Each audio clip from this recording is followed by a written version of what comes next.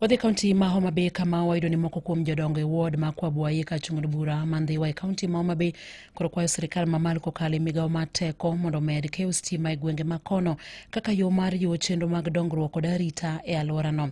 Jodongo go wacho ni nitie kuonde mathoth ahinya to chirni kod kuonde tiegruok mapok otud negi stima, gino mabende kelo rochruok mar arita e gwenge ma kono. Kwayo makamano ne gichwalo ne jatend migawo mar teko Opiyo Wandayi. Kotenegi kod mane en ruoth ma gweng'no Dickson Ogindo Oher, giwacho ni onge mar stima e skunde e gwenge ma kono osekelo ng'ikruok mathoth e chenro mag somo e skundego.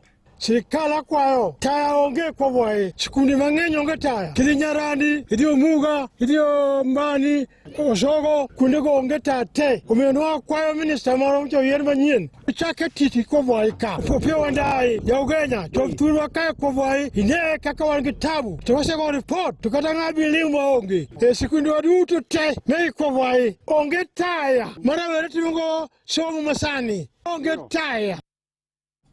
Kagiloso romo bende nobagi e chiro ma Konyango Rabuor e Kwabwayi ward, Jojo Chido kod coordinator Elias Oyamo wacho ni onge mar stima e gwenge ma kono osenyayo timbe mag njore e Kwabwayi.